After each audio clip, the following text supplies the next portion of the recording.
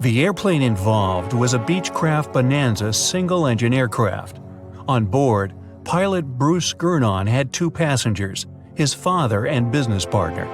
They took off from Andros Island in the Bahamas and headed northwest for the Florida coast. It was December 4, 1970. If you draw up a map, trace a line connecting the island of Bermuda, Puerto Rico, Miami, and back to Bermuda, what do you get? Yes, it's a triangle, a sinister polygon known for mysteriously swallowing over 2,000 ships and 200 aircraft over the centuries. Bruce Gurnon's plane was within its hungry grasp. But this was a typical flight Bruce had made dozens of times before. The trip usually took about an hour and a half, with no hiccups or mysterious phenomena whatsoever. The men were no more concerned than you would be during your daily commute to work. Oh, but this time would be different. They would face very unusual circumstances indeed. Bruce took off and started gaining altitude. Strange things started happening right from the get-go. At an altitude of about 1,000 feet, he noticed a small cloud up ahead. But it kept growing. Not from the plane getting closer, this thing was actually getting bigger in size. Bruce had to fly through it, and he came out the other end just fine. Another mysterious cloud appeared at 11,500 feet. This one was massive, and Bruce had no other choice but to fly through it too. So he concentrated, took a deep breath, and in they went. At that moment, it got dark as night all around the aircraft. Not a single sliver of sunshine got through. But this wasn't a storm cloud, and it wasn't raining. Bruce was starting to get worried, and then, bam! He saw flashes of white light. They would appear and vanish quickly like lightning. But this pilot knew this certainly was no lightning. The flashes were so bright, they lit up the whole space around them. Bruce kept flying for another 30 minutes when he realized this was the same cloud he had gone through earlier when he started to climb. But now the cloud was cylindrical, and the plane was flying through its center. It was about 1 mile wide and seemed endless. Bruce thought he could never get out of that trap. But a minute later, he saw light at the end of the tunnel. He kept that yoke straight ahead. He was almost out of this nightmare. But all of a sudden, unexplainable things started happening again. The walls of the cloud tunnel began to narrow. They were closing in on the plane. The navigational instruments started wigging out. The compass was spinning by itself counterclockwise. The electronic instruments were all malfunctioning. It was like the plane was being operated by something else, or it was moving inside some kind of current. All of Bruce's attempts to take control were to no avail. He kept flying through that tunnel, bound and determined to get out of this thing and live to tell the tale. The walls kept narrowing, smaller and smaller, wrapping like a vortex. Bruce was running out of time. He had to get out of this place fast. The next 20 seconds were the most intense of his life. But then, he burst out of this foggy trap. As Bruce described later, he felt weightless for 5 seconds as his plane left the tunnel. The clouds dispersed, and now the aircraft was in a grayish haze. The men let out a big sigh of relief. He immediately grabbed the radio and contacted ground control. Bruce wanted them to determine his location. But when the dispatcher looked at the green screen, his face became contorted with confusion. Bruce's plane wasn't on the radar. It was as if the thing was invisible. But then the dispatcher said the aircraft was already in Miami airspace. Bruce was utterly shocked by this information. It just couldn't be true. The distance the Beechcraft was supposed to cover was about 250 miles. Remember, the whole trip usually took around 90 minutes. But this time, it took just 47 minutes to get to the destination. This model of aircraft can only cruise at about 180 miles per hour. Do the math, and anyone would understand that this was physically impossible. The dispatcher must have made a mistake. But when the clouds parted, Bruce saw that he really was over Miami. The plane landed safely, and it was time to try and solve this mystery. So what happened on that flight? Bruce checked the remaining fuel and his watch. After a short calculation, he was only more confused. The plane hadn't gone through the amount of fuel it should have. Bruce couldn't have been wrong. He was a very experienced pilot. By his early 20s, he already had 600 hours of flight under his belt, and he was all too familiar with this airspace he'd flown countless times. All the evidence in hand seemed to indicate that Bruce's plane just skipped over almost half the entire distance. The man thought about this bizarre occurrence for a long time. He even consulted with professors and experts, but none of them could give an exact answer to what happened that day. So he came up with his own theory and even wrote a book about it. Bruce thought it all came down to this electric fog with white flashes. Others, however, theorized that dark energy was responsible for this time leap. Yes, that same dark energy responsible for the expansion of the universe. This energy could have curved time-space like a black hole, forming this strange tunnel. Bruce accidentally hit it, but he was lucky to get out of there. That's how he got into Miami airspace so fast. But dark energy is just a theory attempting to explain the unexplainable. To this day, there is no real answer for how Bruce was able to travel that distance in such a short time. But some details still can be explained. Archive records show that 84 sunspots were recorded that day, as well as a huge solar wind moving almost 440 miles per second. This would cause disturbances in the Earth's magnetosphere that could throw off the plane's instruments and radars. So Bruce's version that he was in an electronic fog could be right. And about these weird clouds. The thing is, they're pretty commonplace things in this area. Zones with low and high pressure are constantly colliding there. The result? Storm clouds. Perhaps that cloud growing before Bruce's eyes was simply two massive air currents crashing into each other. But so far, no one has been able to explain how the plane got to Miami so fast. Well, maybe in the future the truth will be revealed. In the meantime, it remains another mysterious riddle of the Bermuda Triangle. But it's still by far not the most shocking incident there. In 1945, a total of 5 planes went missing in the Bermuda Triangle all at once. On December 5th, some Navy student pilots were training in the area. The day's lesson? Navigation. Ironically enough, they couldn't find their way back to the base and got lost. Many people assume they ran out of fuel. This is likely to have caused the incident, but the circumstances were very strange. The students were under the supervision of an experienced lieutenant who had 2,500 flight hours. He would never let a bunch of newbies go so far that they'd get lost. The incident was called Flight 19. Even now, there's a debate about how it could have happened. 3 years later, a passenger jet headed to Miami from Puerto Rico disappeared in the same area. There were 29 passengers and 3 crew members on board. The weather was clear throughout the flight. But experts believe that when the plane was about 50 miles off the coast of Miami, it could have been hit by a strong wind that knocked it off course. Years later, divers found a similar-looking plane in the waters. But since it was lacking certain details and registrations, no one could confirm that it was the missing Miami-bound aircraft. The next month, in January 1948, another plane went missing in Bermuda. 25 passengers and 6 crew members just vanished somewhere between Azores and Bermuda. The mystery of this plane's disappearance, along with countless others, remains unsolved.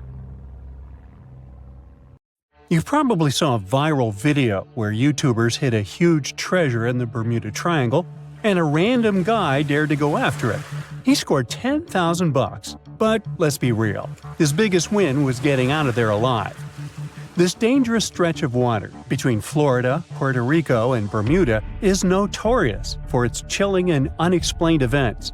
They say that more than 50 ships and 20 airplanes have mysteriously disappeared in the Bermuda Triangle. This leads to many theories, suggesting that this area is somehow linked to mystical powers or vortices that pull objects into other dimensions.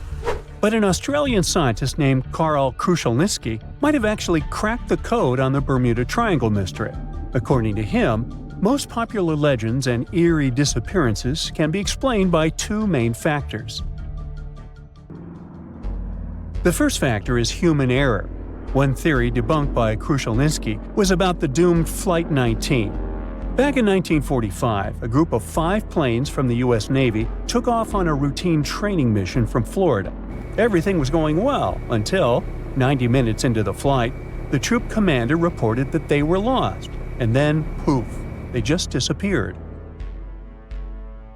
One of the largest air and sea searches in history was conducted to find them, but to this day, no one has found any trace of Flight 19 or the 14 men on board.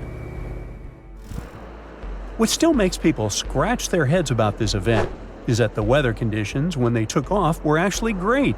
A relatively warm day, fluffy white clouds drifting across the sky, and a breezy wind coming from the southwest.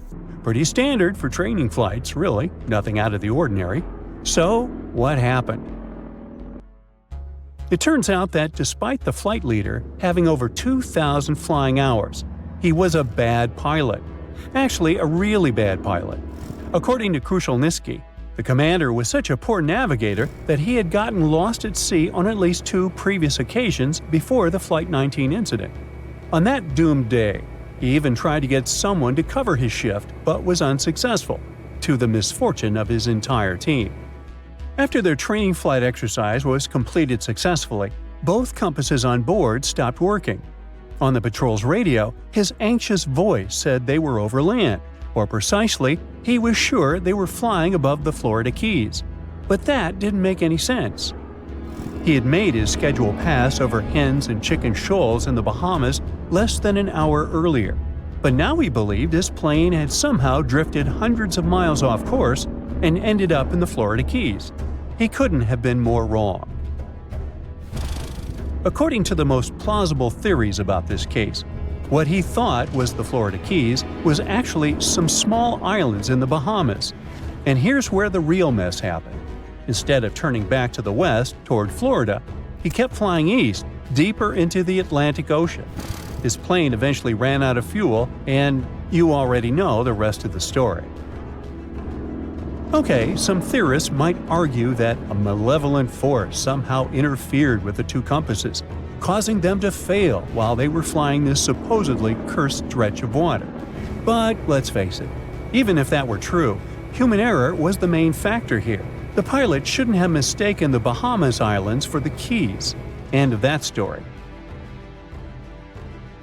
Now let's talk about the second factor that, according to Krushelnitsky, explains many of the strange disappearances in the Bermuda Triangle, and that's related to bad weather. A lot of Atlantic tropical storms and hurricanes actually pass right through the Bermuda Triangle. So before we had advanced weather forecasting, these storms had caused a bunch of ships to go missing back in the day. On top of that, the Gulf Stream runs through the area too. That's a super strong ocean current that can make the weather change quickly and sometimes pretty dramatically. So when you think about it, natural factors like these could explain many, if not most, of the disappearances. Take the USS Cyclops, for example. Back in 1918, this massive 500-foot cargo ship, carrying about 11,000 tons of manganese, just disappeared without a trace. It was sailing from the West Indies to Baltimore, with 309 people on board. What makes this event extra eerie is that not a single distress signal was sent. Over 100 years later, we still have no idea what happened to it. No wreckage has ever been found. Of course, people have come up with all kinds of theories about the USS Cyclops. One popular idea is that it ran into a sudden, violent storm. With all that heavy manganese on board, it might have capsized and sunk really fast.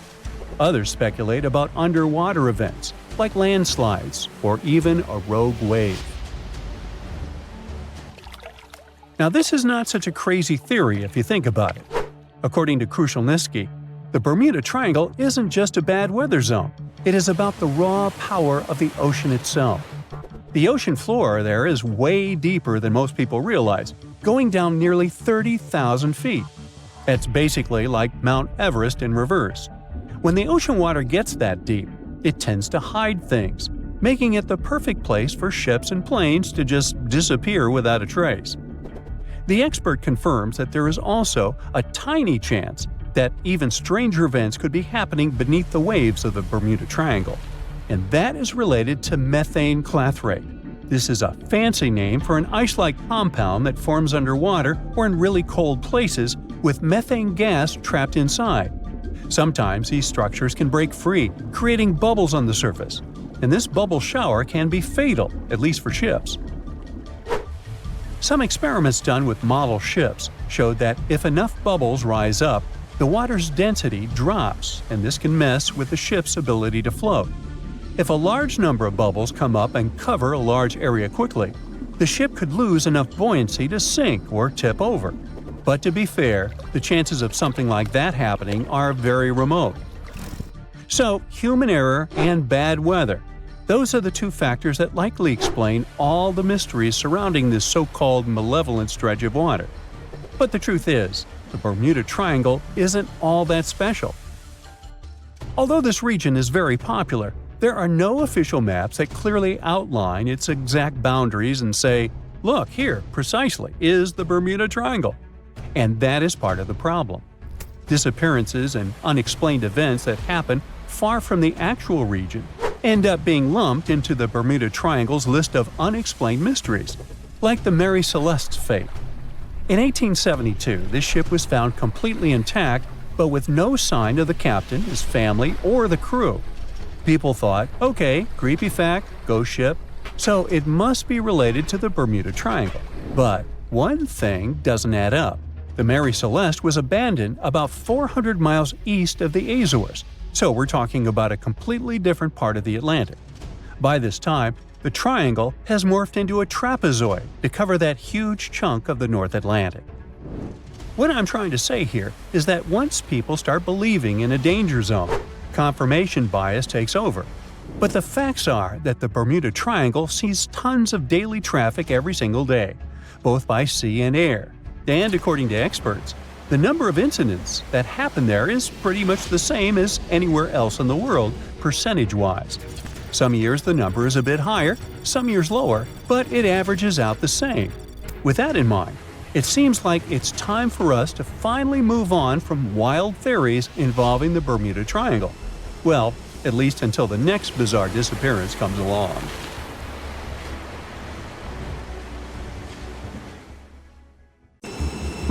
Can we estimate how many ships and airplanes were lost in the Bermuda Triangle? Have their disappearances resulted from human error or weather phenomena? Let's try to find out. We have a curious story of the SS Cotopaxi. This ship vanished in 1925, traveling from Charleston, South Carolina to Havana, Cuba. It never reached its destination. Years later, in the 1980s, a wreck was found 40 miles off St. Augustine, Florida. Since specialists could not precisely determine what and where it came from, they nicknamed it Bear Wreck.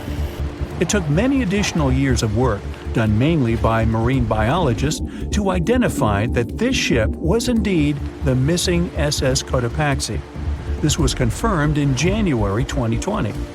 How did the ship just reappear? And how did it get there, since this mysterious shipwreck isn't even in the Bermuda Triangle? Now, let's see who came up with this term, Bermuda Triangle. Can you actually pinpoint the triangle on a map? No, it's not an officially recognized location either. The Bermuda Triangle does not appear on any world map. Nobody has agreed on its exact boundaries. There are only assumptions with approximations of the entire area, ranging between 500,000 and 1.5 million square miles. By all approximations, the region has a vaguely triangular shape. In 1964, an American author named Vincent Hayes Gaddis first came up with the idea when writing an article for Argosy magazine. He used the Bermuda Triangle to describe a triangular region that has destroyed hundreds of ships and planes without a trace. It is pretty hard to get the number of lost ships and planes because some ships and aircraft have gone missing without leaving a trace. Their wreckage in the region has not been recovered, but the recorded stories should help us. Legends about the Bermuda Triangle date back to the 15th century. like that of the Italian explorer Christopher Columbus. When sailing through the Atlantic waters, he passed by this location in the late 1400s.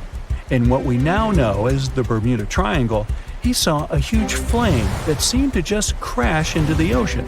Later, he saw an unusual light flashing in the distance at the exact location.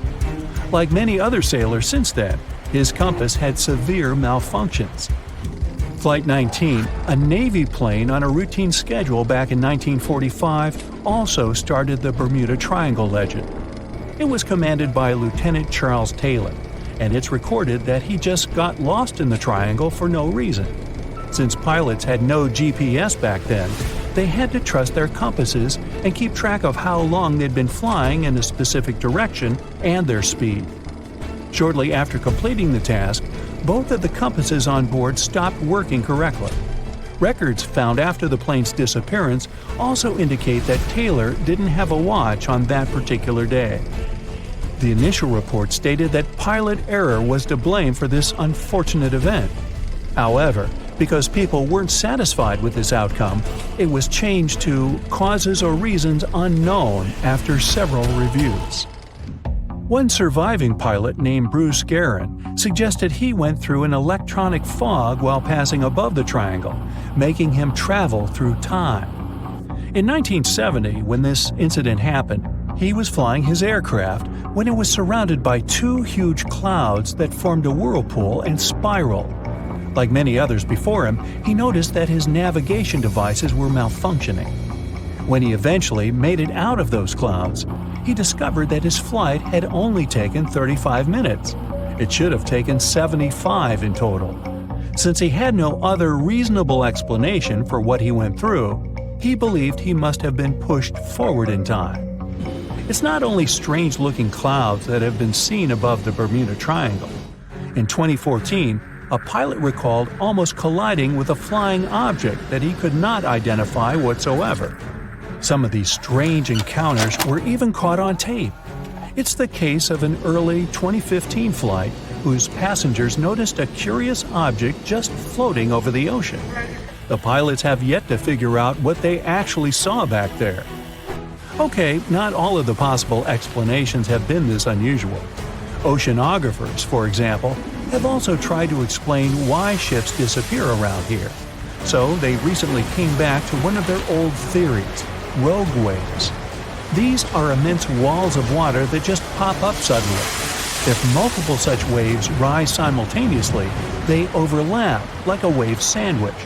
If one single wave can reach over 30 feet tall and happen simultaneously, it can create a rogue wave that can surpass 100 feet high. These types of waves can quickly overtake even the biggest of ships. Meteorologists came up with their own explanation too: hexagonal clouds. These unusual types of clouds can generate winds of up to 170 miles per hour, and they're pretty significant too, some reaching 20 to 55 miles across. As such, waves inside these wind giants can go as high as 45 feet. The Earth's own magnetic force might also have something to do with it. Within the Bermuda Triangle, compasses point to true north, the geographic North Pole, rather than magnetic north, the shifting magnetic North Pole. Some have even explained that since these two perfectly overlap in the Bermuda Triangle, it can cause a magnetic phenomenon that could make navigational devices malfunction. It's called the agonic line. The problem is that scientists have discovered that this line moves each year. It might have passed through the Bermuda Triangle at one point, but it's now through the Gulf of Mexico. Other strange natural phenomenon found along the coast of Norway could help explain why the Bermuda Triangle has claimed so many ships. There are some deep craters there, measuring up to half a mile wide and are 150 feet deep. Scientists believe they were created by methane gas bubbles. This gas seems to be leaking from deposits hidden deep in the seabed. Once the gas reaches a certain quantity, it bursts to the surface and causes eruptions. So, do pilots and ship captains actually avoid this area today? Could this explain why there are fewer ships that get lost there nowadays? But if you've ever flown from Miami to San Juan, Puerto Rico, You probably know that's not true. As for ships, if people would avoid the Bermuda Triangle, nearly all Caribbean vacations would be spoiled. To this day, there are a lot of flights that go over the Bermuda Triangle, so it's clear nobody is avoiding it. This place is one of the most heavily traveled shipping lanes in the world. Nowadays, the Bermuda Triangle has heavy daily traffic, both by sea and air. But the Bermuda Triangle is indeed subject to tropical storms and hurricanes that happen very often.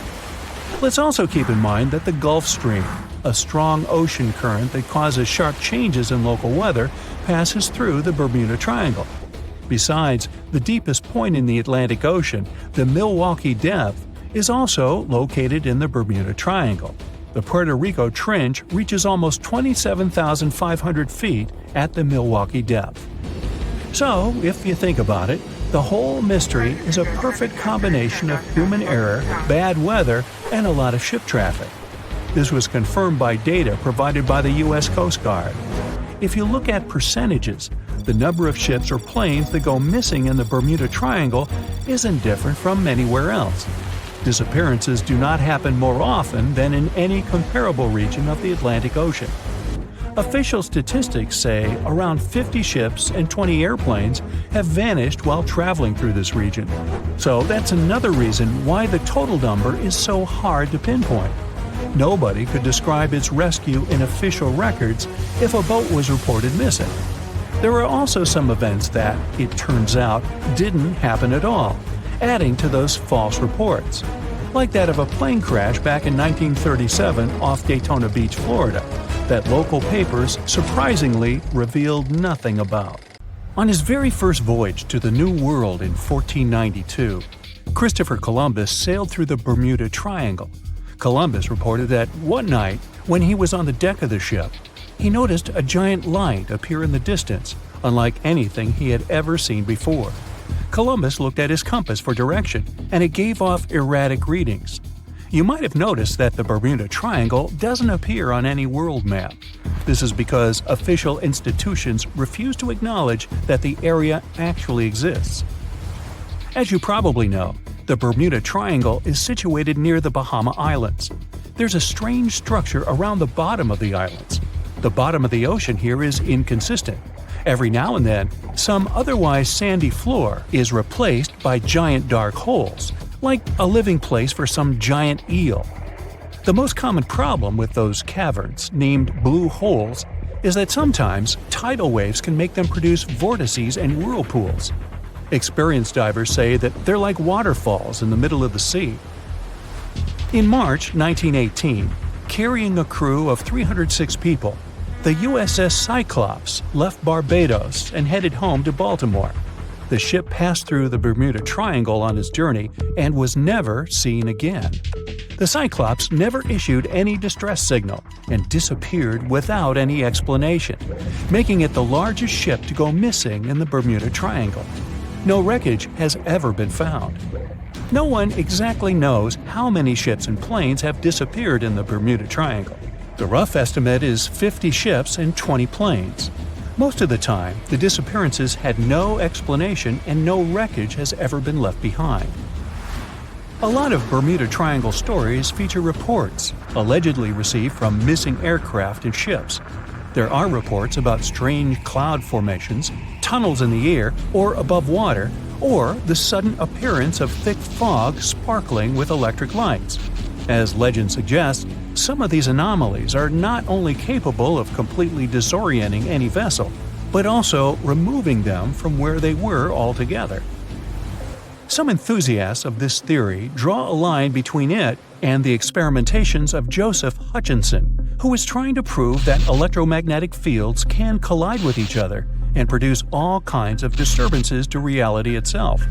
He's done countless experiments in which electromagnetic fields were able to make objects levitate, fly out of the water, and begin to illuminate.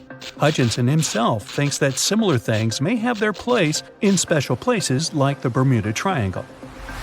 There are some strange structures lying at the bottom of this eerie area. Some even reported the presence of giant pyramids here. In reality, the only giant things here are overstatements. The structures don't look like pyramids at all. They are called the Bimini Road. It lies northwest of the shore of North Bimini Island. In fact, it consists of two strange rock formations.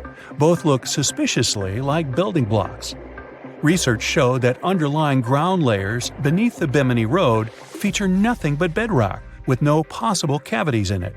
That totally excludes any possibility of these rocks being part of a building. In the year 1800, a large sailing vessel called the USS Pickering departed from the U.S. on its way to the West Indies. The ship sailed into the Bermuda Triangle along with its 90-man crew and was never heard from again. The USS Pickering was the first ever confirmed ship to vanish in the Bermuda Triangle. It's believed that the ship was taken out by a storm, but because no wreckage was ever found, we'll never know for sure. William Shakespeare's famous play The Tempest was inspired by the Bermuda Triangle. Sailors returned home to England to tell stories of treacherous waters near the Bahamas where ships mysteriously disappeared. These stories made it back to the bard himself and inspired his final play about a storm at sea transporting a ship to a mysterious land. The shipwreck in Shakespeare's play is based on the 17th century ship Sea Venture. The ship was carrying supplies from England to Virginia when it was struck by a massive storm in the Bermuda Triangle. Sea Venture was battered by the storm for 3 days and barely made it to the shore. Survivors of the wreck were stranded on a desolate stretch of Bermuda for 9 months. The floor of the ocean in the area is littered with shipwrecks from all over the world and of all ages. And as you can imagine, this is a sweet spot for treasure hunters brave enough to challenge the mysterious waters of this place. One of these treasure hunters was lucky enough to come across a secret map made from the orbit of the planet in the 60s during one of the first flights into space.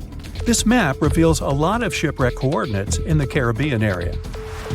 The luckiest treasure hunter in the world believed that these coordinates should lead to the remains of the ship that was part of Christopher Columbus's expedition. What he found there was a huge, unidentifiable object plastered with layers and layers of coral. It had long protrusions sticking out of it in bunches of 5 in different directions. 2 more identical objects were found nearby. Just off the coast of Japan, you'll find the Bermuda Triangle of the Pacific Ocean. Between 1950 and 1954, 9 ships disappeared in this area without leaving a trace. The ship Kaiomaru 5 was sent to investigate these unexplained disappearances when it also vanished. After this incident, the Japanese authorities labeled the area a danger zone, and sailors are encouraged to avoid it. The local people of Andros Island, part of the Bahamas, have a legend in their folklore about a giant, vile octopus-like creature named Lusca. Nobody knows how big this creature could be, but they believe it is responsible for the disappearance of vessels in the area. Strangely enough, some giant octopuses were seen and even caught nearby, though they weren't nearly as big as the legendary creature. On the other hand, a giant octopus capable of dragging ships to rock bottom? None have grown to a size this big as far as we know, so this version doesn't seem too concerning. The Bermuda Triangle is one of the rare places on the planet where true north and the magnetic one are in the exact same direction. True north is the geographical North Pole of our planet. Magnetic north directs to the North Magnetic Pole, which constantly wanders around the Earth. Sometimes these poles coincide, and the straight line that connects north and south is called the agonic line. If you fall into this line, your compass will behave strangely. It won't point exactly to the north. Astronauts of the International Space Station notice the Earth's magnetic field is weakened in the Bermuda Triangle area.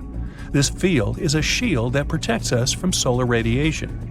Above the triangle, the particles of the sun's rays move faster than in any other part of the planet. This causes unstable work of electronics of satellites flying in the atmosphere of Earth. It doesn't apply to ships and planes, though. The Bermuda Triangle is one of the most heavily traveled shipping routes in the world. Some skeptics believe that this fact solves the Bermuda Triangle mystery. Statistically, the busier the area, the higher the frequency of accidents and disappearances. While this makes sense, it's not the frequency of disappearances that's responsible for the mystery of the Bermuda Triangle. It's the lack of explanation or wreckage found.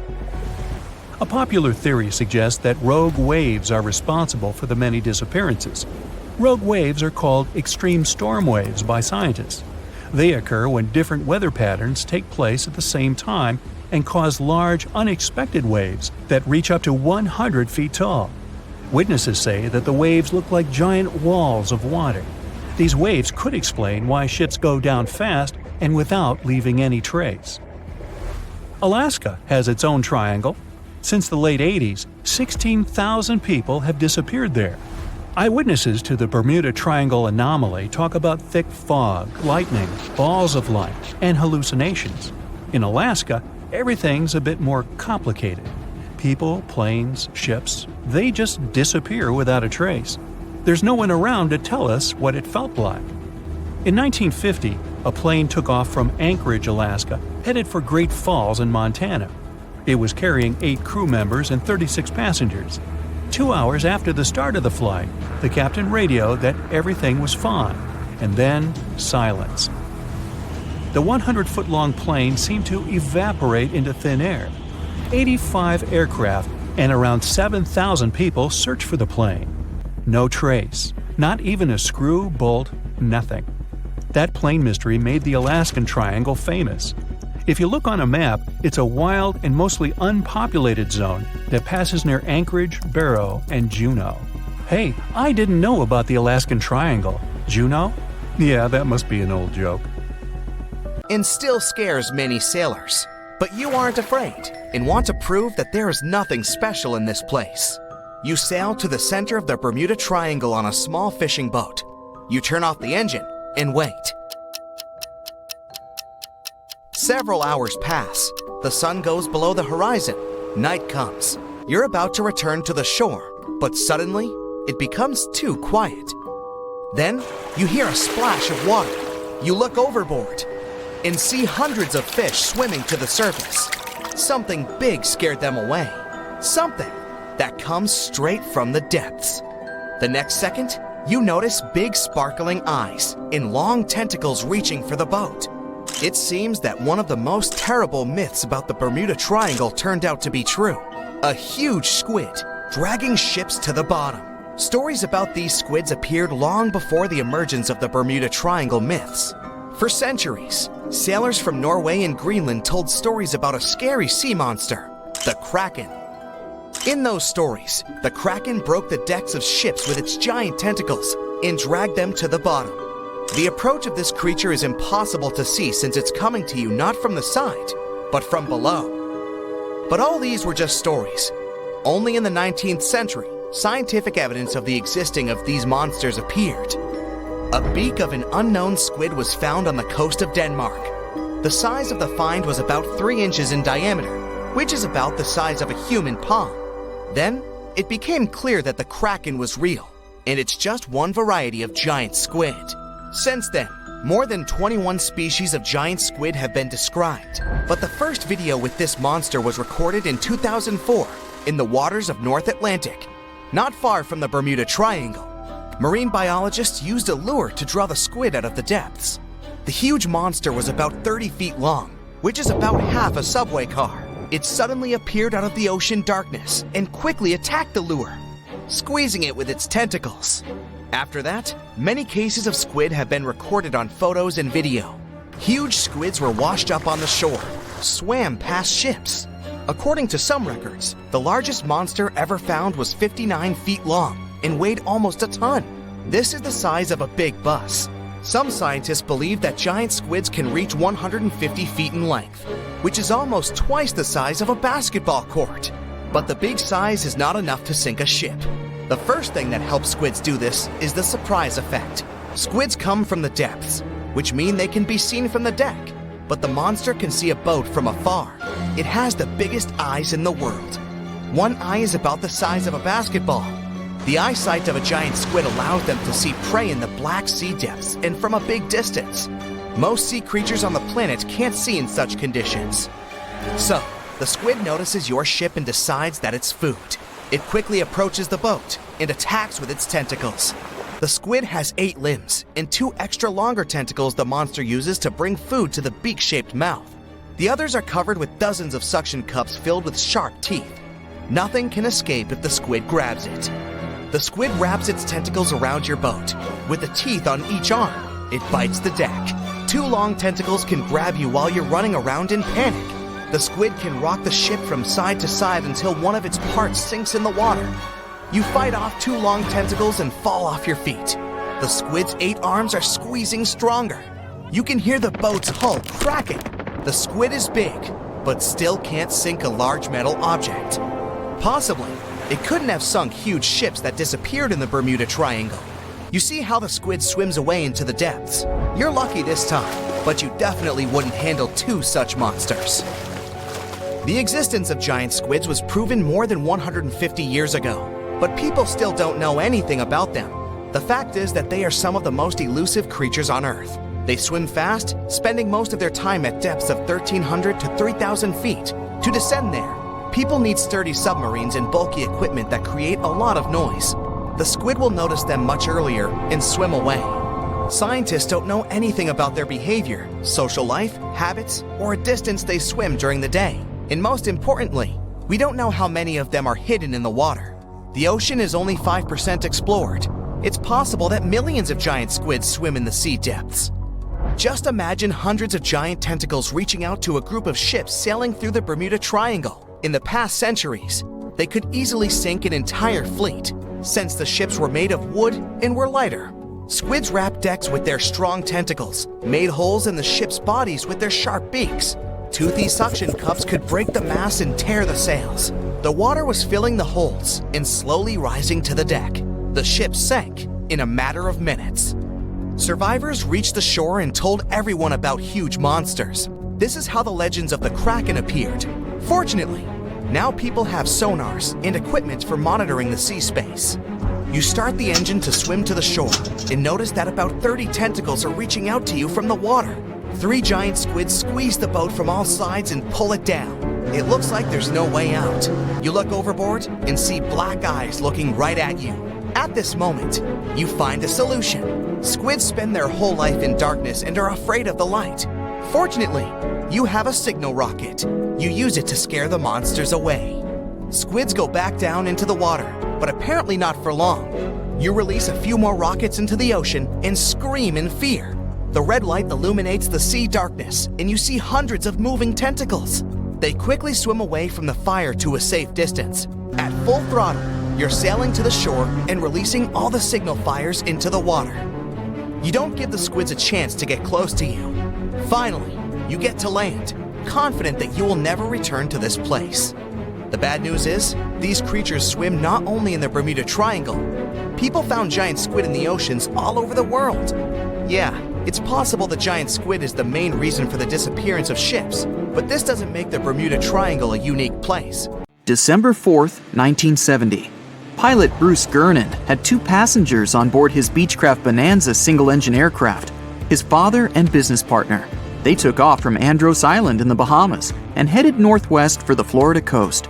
Sure, they were in the infamous Bermuda Triangle's airspace, but this was a typical flight Bruce had made dozens of times before. The trip usually took about an hour and a half with no hiccups whatsoever. Bruce took off and started gaining altitude. Strange things started happening right from the get-go. At first, he noticed a small cloud up ahead, but it kept growing. Not from the plane getting closer. This thing was actually getting bigger in size. Bruce had to fly through it, and he came out the other end just fine. He gained altitude, and yet another mysterious cloud appeared. This one was massive, and Bruce had no other choice but to fly through it too. At that moment, it got dark as night all around the aircraft. But this wasn't a storm cloud, and it wasn't raining. Bruce was starting to get worried, and then, bam! He saw flashes of white light. Bruce kept flying for another 30 minutes when he realized this was the same cloud he had gone through earlier when he started to climb. But now the cloud was cylindrical, and the plane was flying through its center. It was wide and seemed endless. Bruce thought he could never get out of that trap. But a minute later, he saw light at the end of the tunnel. But all of a sudden, the walls of the cloud tunnel began to narrow. They were closing in on the plane. The navigational instruments started wigging out. The compass was spinning by itself counterclockwise. The walls kept narrowing, smaller and smaller, wrapping like a vortex. The electrical instruments still going haywire. Bruce was running out of time. He had to get out of this place fast. A grueling 20 seconds later, he burst out of this foggy trap. As Bruce described later, he felt weightless for 5 seconds as his plane left the tunnel. The clouds dispersed, and now the aircraft was in a grayish haze. The men let out a big sigh of relief. He immediately grabbed the radio and contacted ground control to determine his location. But when the dispatcher looked at the green screen, his face became contorted with confusion. Bruce's plane wasn't on the radar. It was as if the thing was invisible. But then the dispatcher said the aircraft was already in Miami airspace. Bruce was utterly shocked. It just couldn't be true. Remember, the whole trip usually took around 90 minutes, but this time, it took just 47 minutes to get to the destination. His plane didn't magically gain some supersonic speed beyond the model's limited max cruising speed. This was physically impossible. The dispatcher must have made a mistake. But when the clouds parted, Bruce saw that he really was over Miami. The plane landed safely, and it was time to try and solve this mystery. Bruce checked the remaining fuel and his watch. After a short calculation, he was only more confused. The plane hadn't gone through the amount of fuel it should have. Archive records show that 84 sunspots were recorded that day, as well as a huge solar wind. This would cause disturbances in the Earth's magnetosphere that could throw off the plane's instruments and radars. But so far, no one has been able to explain how the plane got to Miami so fast. Maybe in the future, the truth will be revealed. In the meantime, it remains another mysterious riddle of the Bermuda Triangle. No one knows exactly how many ships and planes have disappeared in the Bermuda Triangle. The rough estimate is 50 ships and 20 planes. Most of the time, the disappearances had no explanation and no wreckage has ever been left behind. Another bizarre theory trying to solve the Bermuda Triangle mystery comes from Charlie Berlitz. He insists that the area is home to the lost city of Atlantis. The missing ships and planes and malfunctioning equipment, according to him, were all caused by rays of energy let out by the special energy crystals that power Atlantis. While this sounds silly, Berlitz's theory was convincing enough that over 20 million people bought his book worldwide. In the year 1800, a large sailing vessel called the USS Pickering departed from the U.S. on its way to the West Indies. The ship sailed into the Bermuda Triangle along with its 90-man crew and was never heard from again. The USS Pickering was the first ever confirmed ship to vanish in the Bermuda Triangle. It's believed that the ship was taken out by a storm, but because no wreckage was ever found, we'll never know for sure. When the TBF Avenger planes went missing, a massive search operation was conducted. Boats and planes searched the Bermuda Triangle for any signs of the aircraft. One of the boats searching was a PBM-5 Mariner airboat. The airboat took flight at 7:27 p.m. and called in a routine radio message 3 minutes later. Then, it was never heard from again. No trace was ever found of the rescue airboat or the 5 Avenger aircraft. An enormous investigation was launched into the disappearance of all these vehicles, but nothing was ever discovered. This particular area of the ocean is one of the most heavily traveled shipping routes in the world. Some skeptics believe that this fact solves the mystery. Statistically, the busier the area, the higher the frequency of accidents and disappearances. While this makes sense, it's not the frequency of disappearances that's responsible for the mystery of the Bermuda Triangle. It's the lack of explanation or wreckage found. On the ocean floor, decomposing organisms let off large concentrations of methane gas that gets trapped under the water. This gas can build up until, boom, it ruptures. The gas surges up to the surface and erupts. If a ship was in the area of one of these ruptures, the water would become much less dense and cause the ship to sink rapidly and without warning. Scientists believe this could be the cause of the many disappearances in the Bermuda Triangle. While this theory makes a lot of sense, it doesn't seem too likely. The U.S. Geological Survey has stated that no large releases of gas are believed to have occurred in this area for the past 15,000 years. The ocean floor is made of rocks containing a lot of magnetite. It's more like iron. Magnetic fields react to high concentrations of magnetite on the ocean floor, which may start a sort of conflict between the two. It can often lead to various weather anomalies and, as a result, navigation issues. And, naturally, any changes in the ocean floor or the Earth's magnetic fields influence the Bermuda Triangle a lot. Since the magnetic field is constantly moving, it might be also taking the Bermuda Triangle with it. Now that people know where the triangle is, it's easy to avoid it. It supposedly moves eastward together with the magnetic poles, but scientists still can't answer where exactly it will be in a couple of years. Some people blame all the disasters on the extraterrestrial paranormal activity. Others suppose it's all about raging natural phenomena. There's another triangle in Lake Michigan. Just like the one near Bermuda, the Michigan Triangle got its shady reputation for some disappearances. The first recorded one dates back to 1679. A large vessel, one of the largest of that time, set out on an expedition. Yet, once it got in the sinister triangle, it never came back. Much later, an aircraft disappeared in this triangle. The skies are usually very clear there, but back in 1883, some people witnessed abnormal things in the area. Some claim to have seen large blocks of ice falling from the skies, and the crew even managed to save one as hard proof. Meanwhile, the Pacific Ocean Mystery Area is another sinister triangle. Off the south coast of Japan, not far away from Tokyo, there's a sea where plenty of ships met their doom, disappearing without a trace in these waters. They call it the Devil's Triangle. Some scientists believe the cause of anomalies is the environmental changes. Also, there's a really high concentration of methane hydrates on the bottom of the ocean in the Pacific Triangle area. You're deviating from your original course and sailing in the wrong direction. There's the Caribbean Sea near the triangle, peppered with small islands. The seafloor here isn't deep. The ship can get in shallow waters.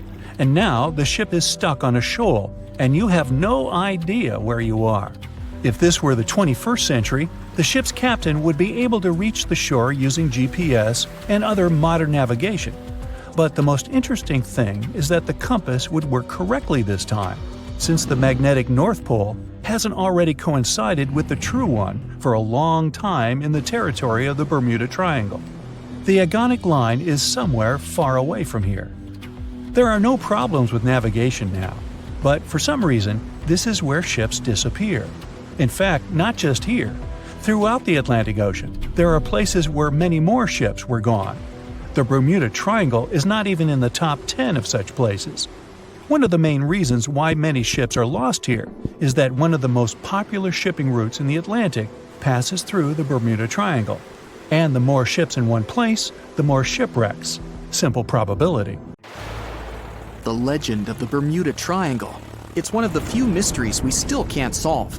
Let's rewind back about 600 years. The story begins with an Italian man. He wanted to sail across the ocean to reach Asia, a continent rich with spices, silk, minerals, that kind of stuff. Getting there by land would take ridiculously long, so he figured, hey, why not to build some sturdy ships, gather a couple of sailors and set off to Asia? What could go wrong? That man was Christopher Columbus, by the way. In 1492, with a little help from Spain's royal family, he embarked on his journey. Everything was going well. Apart from totally going the wrong way. But as he got to the end of his voyage, he noticed something very strange. He didn't know it at the time, but he was sailing through the infamous Bermuda Triangle. The BT, the point of no return, the scary place between Bermuda, Puerto Rico, and Florida. There are loads of stories of ships, boats, and planes disappearing into this mysterious realm. Some were found years later, and some disappeared off the face of the earth, lying undiscovered at the bottom of the ocean. Maybe. We know one thing for sure. We have no clue what's going on over there. People have been trying to figure it out for years. But nothing. Zip, nada. So what was it that Christopher Columbus saw that fateful evening? What freaked him out so bad? According to his logs, Columbus saw a huge flash in the sky. I don't care how tough you are, if you're sailing around with no clue where you are, then you see a massive flash right in front of you, you'd find me hiding below deck, chewing on a lemon or something. That's not the only sea mystery out there, not by a long shot. Heard of the Kraken? A giant squid that can swallow a whole ship. No? You're lucky. Imagine cruising on a ship, wind in your hair, hands on your hips like, those old pirate movies. Then a huge squid creeps up on you from deep down in the cold, dark water. It wraps its tentacles around the ship and drags the whole thing to the bottom of the ocean. Good thing you packed a life raft. How about a colossal sea serpent chasing your boat at full speed looking for a midday snack?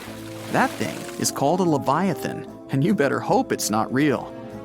Or sirens, mean but beautiful creatures of the sea. They like to hang out on rocks and sing karaoke. Their magical voices attract sailors who sail their ships right into the sharp rocks. Now, mermaids, on the other hand, totally awesome.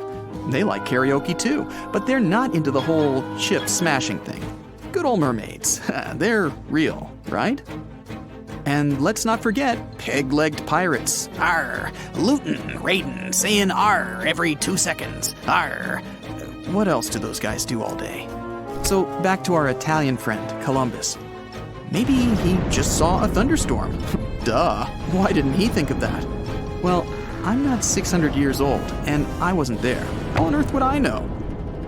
Weird thing is, he never mentioned any huge waves or heavy rain. No strong winds either. Just a single flash in the sky. Maybe some dolphins were setting off fireworks or something. After the flash, Columbus wrote that his compass needle started dancing all over the place. This keeps getting weirder and weirder. His report ends with a friendly turtle with sunglasses jumping out of the water, pushing the 3 ships to shore, and everyone went out to get hot dogs. Only kidding. So, what happened? Scientists now think they've got the answer. Drum roll. An asteroid crashed into the ocean. Case closed. But wait, what about that stuff with the compass? What does that have to do with an asteroid? Asteroids come in all different shapes and sizes, but they're like chocolate eggs, the best part's on the inside. They're packed full of minerals and metals worth trillions of dollars. Scientists are even trying to figure out how to land on a big one and mine it. It'd have to be a really big one. I'm talking about an asteroid the size of Rhode Island. Why? Because chances are it'd have a magnetic field around it, making it way easier to land on. Scientists think that the magnetic fields around some asteroids can last for millions of years. Mystery solved. Maybe. Captain Christopher Columbus's compass went cuckoo crazy because of an asteroid crashing right in front of him. That actually might explain some other strange Bermuda tales. The voyage started just like any other. The cargo ship SS Cotopaxi is making another journey to Havana, Cuba to deliver coal. It's November 29, 1925. For Captain Meyer and his crew, leaving Charleston Port, South Carolina, it will be the last trip the ship ever makes. Its route ran through the Bermuda Triangle. 2 days into the trip, the Cotopaxi sent out a distress signal. It had got caught up in a strong tropical storm and turned over on its side. The wind was very strong and there was powerful lightning as well. Rain gradually filled the ship's hold. Then there was a bright white flash, and the ship disappeared without a trace. Later, its wreckage was found in the Gobi Desert, which is in a completely different part of the world. All 32 crew members, including the captain, were missing. Of course, the part about the Gobi Desert is fictional. For one of his movies, Steven Spielberg came up with the idea that the ship was moved there by aliens. Still, in real life, the ship was never found, and its crew really did disappear. It was officially declared missing a month afterward, and nobody could find the wreck. It seems like a classic case of mysterious things going on in the Bermuda Triangle. But most mysteries are solved sooner or later. In 2020, The Cotopaxi was found. A man named Michael Barnett had moved to Florida to study shipwrecks off the coast. One wreck in particular really caught his attention. It was much larger than the others, and the locals called it the Bear Wreck. It was about 40 miles from St. Augustine in northern Florida, but no one had ever managed to identify the rusty hull. So Michael started to do some detective work. He measured the size of the shipwreck and started working through all the information he could find. He researched hundreds of old newspapers, leafed through insurance records, and looked at artifacts found on the wreck. After hundreds of hours of hard work, Michael was sure it was the Cotopaxi. But a few years before, there had been a rumor that the same ship had been found off the coast of Cuba.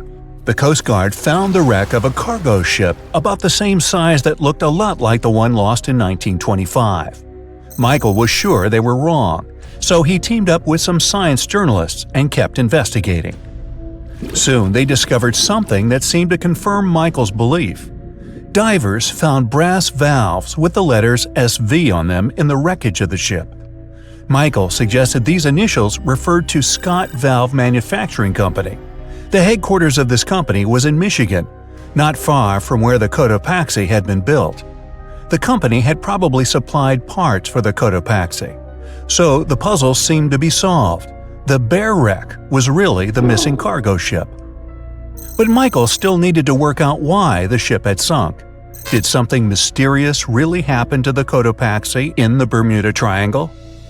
Later, Michael found the testimony of the ship's carpenter among some old papers. The carpenter claimed that the hatches covering the coal on the ship had been in a terrible condition before it sank. Repair work on the covers wasn't finished before the crew got the order to sail to Cuba. So if the hatch covers were still broken during the trip, water could have easily gotten on board. This water probably flooded the hold during the tropical storm. This was the real reason why the Cotopaxi went down. There was really nothing mysterious about it. It was just a mistake made by ordinary people.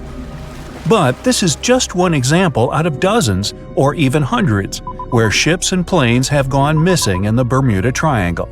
We still can't explain some of these incidents. It seems like there really is something weird going on there. One of these strange events happened in 1948. A passenger jet was headed for Miami from San Juan, Puerto Rico. It disappeared in the same area as the Cotopaxi. The 32 people on board vanished without a trace. The weather was clear throughout the flight, but experts think that when the plane was about 50 miles from the coast, it could have been hit by a strong wind that knocked it off course. Years later, a similar plane was found in the area of the Bermuda Triangle, but because no one could work out the registration, it was impossible to say for sure if it was the same one. Something even stranger occurred not long before, in 1945. 5 planes went missing all at the same time. Some trainee pilots were practicing their navigation skills, but when they'd finished, it seems they couldn't find their way back home and disappeared. Many people assume they just ran out of fuel. This seems likely, but still, the circumstances were really strange. The trainees were being supervised by an experienced pilot who had 2,500 hours of flight time. He would never have let a group of newbie pilots get that far away from their base. Even now, people still debate what could have happened. Some insist the pilots ran into something supernatural out there in the Bermuda Triangle. But who knows? The airplane involved was a Beechcraft Bonanza single-engine aircraft. On board, pilot Bruce Gurnon had 2 passengers, his father and business partner. They took off from Andros Island in the Bahamas and headed northwest for the Florida coast. It was December 4, 1970. If you draw up a map, trace a line connecting the island of Bermuda, Puerto Rico, Miami, and back to Bermuda, what do you get? Yes, it's a triangle, a sinister polygon known for mysteriously swallowing over 2,000 ships and 200 aircraft over the centuries. Bruce Gurnon's plane was within its hungry grasp. But this was a typical flight Bruce had made dozens of times before. The trip usually took about an hour and a half, with no hiccups or mysterious phenomena whatsoever. The men were no more concerned than you would be during your daily commute to work. Oh, but this time would be different. They would face very unusual circumstances indeed. Bruce took off and started gaining altitude. Strange things started happening right from the get-go. At an altitude of about 1,000 feet, he noticed a small cloud up ahead. But it kept growing. Not from the plane getting closer, this thing was actually getting bigger in size. Bruce had to fly through it, and he came out the other end just fine. Another mysterious cloud appeared at 11,500 feet. This one was massive, and Bruce had no other choice but to fly through it too. So he concentrated, took a deep breath, and in they went. At that moment, it got dark as night all around the aircraft. Not a single sliver of sunshine got through.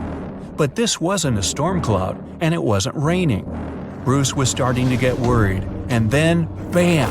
He saw flashes of white light. They would appear and vanish quickly like lightning. But this pilot knew this certainly was no lightning. The flashes were so bright, they lit up the whole space around them. Bruce kept flying for another 30 minutes when he realized this was the same cloud he had gone through earlier when he started to climb. But now the cloud was cylindrical, and the plane was flying through its center. It was about 1 mile wide and seemed endless. Bruce thought he could never get out of that trap. But a minute later, he saw light at the end of the tunnel. He kept that yoke straight ahead. He was almost out of this nightmare. But all of a sudden, unexplainable things started happening again. The walls of the cloud tunnel began to narrow. They were closing in on the plane. The navigational instruments started wigging out. The compass was spinning by itself counterclockwise. The electronic instruments were all malfunctioning. It was like the plane was being operated by something else, or it was moving inside some kind of current. All of Bruce's attempts to take control were to no avail. He kept flying through that tunnel, bound and determined to get out of this thing and live to tell the tale. The walls kept narrowing, smaller and smaller, wrapping like a vortex. Bruce was running out of time. He had to get out of this place fast. The next 20 seconds were the most intense of his life. But then, he burst out of this foggy trap. As Bruce described later, he felt weightless for 5 seconds as his plane left the tunnel. The clouds dispersed, and now the aircraft was in a grayish haze. The men let out a big sigh of relief. He immediately grabbed the radio and contacted ground control. Bruce wanted them to determine his location. But when the dispatcher looked at the green screen, his face became contorted with confusion. Bruce's plane wasn't on the radar. It was as if the thing was invisible. But then the dispatcher said the aircraft was already in Miami airspace. Bruce was utterly shocked by this information. It just couldn't be true. The distance the Beechcraft was supposed to cover was about 250 miles. Remember, the whole trip usually took around 90 minutes. But this time, it took just 47 minutes to get to the destination. This model of aircraft can only cruise at about 180 miles per hour. Do the math, and anyone would understand that this was physically impossible. The dispatcher must have made a mistake. But when the clouds parted, Bruce saw that he really was over Miami. The plane landed safely, and it was time to try and solve this mystery. So what happened on that flight? Bruce checked the remaining fuel and his watch. After a short calculation, he was only more confused. The plane hadn't gone through the amount of fuel it should have. Bruce couldn't have been wrong. He was a very experienced pilot. By his early 20s, he already had 600 hours of flight under his belt. And he was all too familiar with this airspace he'd flown countless times. All the evidence in hand seemed to indicate that Bruce's plane just skipped over almost half the entire distance. The man thought about this bizarre occurrence for a long time. He even consulted with professors and experts, but none of them could give an exact answer to what happened that day. So he came up with his own theory and even wrote a book about it. Bruce thought it all came down to this electric fog with white flashes. Others, however, theorized that dark energy was responsible for this time leap. Yes, that same dark energy responsible for the expansion of the universe. This energy could have curved time-space like a black hole, forming this strange tunnel. Bruce accidentally hit it, but he was lucky to get out of there. That's how he got into Miami airspace so fast. But dark energy is just a theory attempting to explain the unexplainable. To this day, there is no real answer for how Bruce was able to travel that distance in such a short time. But some details still can be explained. Archive records show that 84 sunspots were recorded that day, as well as a huge solar wind moving almost 440 miles per second. This would cause disturbances in the Earth's magnetosphere that could throw off the plane's instruments and radars. So Bruce's version that he was in an electronic fog could be right. And about these weird clouds. The thing is, they're pretty commonplace things in this area. Zones with low and high pressure are constantly colliding there. The result, storm clouds. Some people are still afraid of sailing through this region because more than 50 ships and 20 planes have disappeared here since the mid-19th century. You won't find this place on a regular paper map, as it's not an official region of the Atlantic Ocean. It's just an imaginary area of water in the shape of a triangle near the southeastern coast of the US. Right now, we're going there to debunk all the myths and fairy tales about this place. The most popular theory says that the ancient city of Atlantis was once located where the Bermuda Triangle is now. It was inhabited by a more advanced civilization than the rest of the people on Earth. In this area, some mysterious crystals were installed that generated infinite energy and powered the entire city. Then the city sank, and its ruins still lie on the bottom of the Atlantic. But among its ruins, there are still places where crystals work. They're the reason for most disappearances. Crystals randomly release beams of energy towards the surface and disable the electronics of planes and ships. There are no facts to support this theory. Someone once wrote this legend in a book about the Bermuda Triangle, and some people have been supporting it ever since. However, there's some oddity associated with electronics. Astronauts of the International Space Station noticed the Earth's magnetic field is weakened in the Bermuda Triangle area. This field is a shield that protects us from solar radiation. Above the triangle, the particles of the sun's rays move faster than in any other part of the planet. This causes unstable work in the electronics of satellites flying in the atmosphere of Earth. It doesn't apply to ships and planes, though. There's also a theory that the Bermuda Triangle is the center of a magnetic anomaly causing navigation errors, but regular checks of the magnetic map of this region don't reveal any issues. You arrive at the place, the water is calm, and there's no coming storm in sight. You look at the compass and see the arrow moving from side to side. Oh no, it's begun! Panic rises within you, and you quickly turn the steering wheel of the ship to sail away from this place. Oh, stop. There has long been an explanation for the strange compass behavior in this area. The Bermuda Triangle is one of the rare places on the planet where true north and the magnetic one are in the exact same direction. True north is the geographic north pole of our planet. Magnetic north directs to the north magnetic pole, which constantly wanders around the Earth. Sometimes these poles coincide, and the straight line that connects north and south is called the agonic line.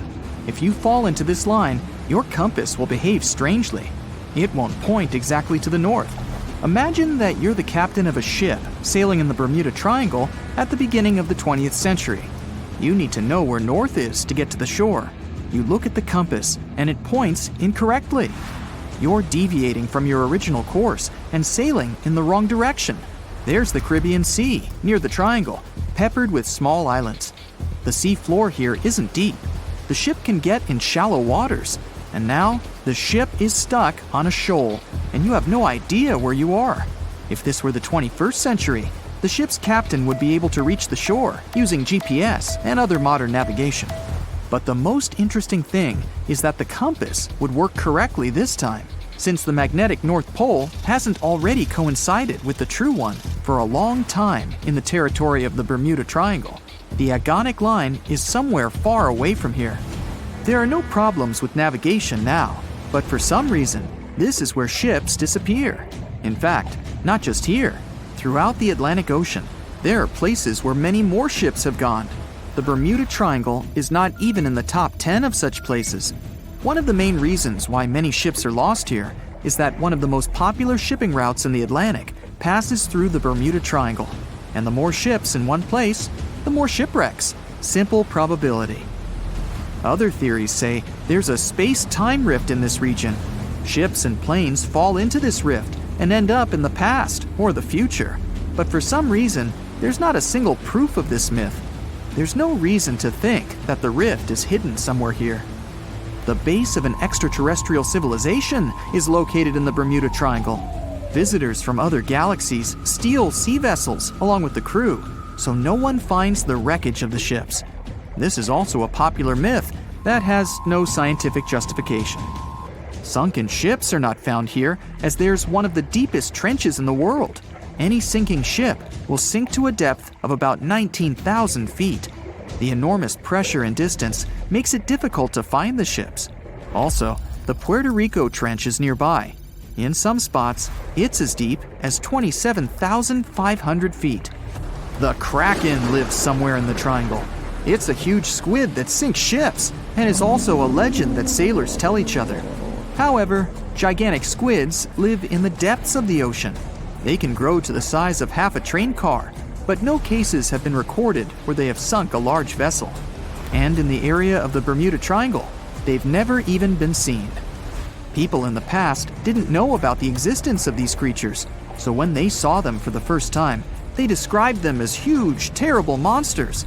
Giant squids are some of the most elusive creatures on Earth, and scientists had to use sonar equipment to find them. They don't like to leave the dark depths and are likely to be afraid of the sound of any ship. A more realistic hypothesis about the mystery of the Bermuda Triangle is methane. Large deposits of this gas can be found under the seafloor of this region. From there, methane is released into the water. It takes the form of huge bubbles that quickly rise to the surface. Then, the gas makes the water almost boil, creating waves that sink ships. The theory is quite realistic, but numerous studies still haven't confirmed the presence of an increased concentration of methane in the region. Last time this phenomenon occurred was 15,000 years ago. Another credible theory implies the appearance of rogue waves. Imagine a clear, calm sea without wind. Suddenly, you hear a loud hum. In just a few seconds, a huge wave, 100 feet tall, appears from the calm surface and falls on your ship. Some scientists believe rogue waves are created by a surface sea current colliding with a strong headwind. There's a version claiming the wave is born because of the collision of warm and cold currents. But the most interesting theory says the waves are formed by kinetic vampirism. Under certain natural conditions, waves can exchange kinetic energy. And among all the waves, there will be one, the vampire, that gets the energy of all the others. When it accumulates enough energy, the vampire wave spills it out. This explains the force of the impact and its sudden disappearance. This phenomenon is observed in all the waters of the world's oceans, but there's no evidence that it occurs most often in the Bermuda Triangle. If rogue waves appeared there, it was not during a calm. A restless sea is the main reason for ship disappearances in the Bermuda Triangle. Severe storms and hurricanes are a frequent thing there, because the Bermuda Islands is an area of high pressure that diverts thunderstorms towards the triangle. Huge waves simply overturn ships, and thunder and lightning flashes disable planes' electronics. There's nothing mysterious about this. Storms and ship disappearances occur in all oceans, but a lot of legends were made exactly about the Bermuda Triangle. It all started in the middle of the 20th century, when a book was published that tells us that Atlantis lies in the waters of the triangle. No proof was given, but people liked this mysterious theory so much, they began to build upon it. They started making documentaries about it and writing new books. Each material devoted to the fantastic nature of the triangle was based not on facts, but the theories of other written books and films. And when a topic is popular, you can make money on it. Readers enjoy it, and authors are rewarded. In 1945, 5 TBF Avenger aircraft took flight for a routine training exercise around the Bermuda Triangle. In the middle of the exercise, the planes were struck by intense rain and heavy winds, despite the clear weather forecast. The pilots became extremely disoriented and radioed the base to report that their navigational equipment had stopped working. The last thing the base heard was, "When the first plane drops below 10 gallons, we all go down together." And then, static. The 5 planes and their 14 passengers were never seen or heard from again. On his very first voyage to the New World in 1492, Christopher Columbus sailed through the Bermuda Triangle. Columbus reported that one night, when he was on the deck of the ship, he noticed a giant light appear in the distance, unlike anything he had ever seen before. Columbus looked at his compass for direction, and it gave off erratic readings. You might have noticed that the Bermuda Triangle doesn't appear on any world map. This is because official institutions refuse to acknowledge that the area actually exists. In March 1918, carrying a crew of 306 people, the USS Cyclops left Barbados and headed home to Baltimore. The ship passed through the Bermuda Triangle on its journey and was never seen again. The Cyclops never issued any distress signal and disappeared without any explanation, making it the largest ship to go missing in the Bermuda Triangle. No wreckage has ever been found. No one exactly knows how many ships and planes have disappeared in the Bermuda Triangle. The rough estimate is 50 ships and 20 planes. Most of the time, the disappearances had no explanation and no wreckage has ever been left behind. In the year 1800, a large sailing vessel called the USS Pickering departed from the US on its way to the West Indies. The ship sailed into the Bermuda Triangle along with its 90-man crew and was never heard from again. The USS Pickering was the first ever confirmed ship to vanish in the Bermuda Triangle.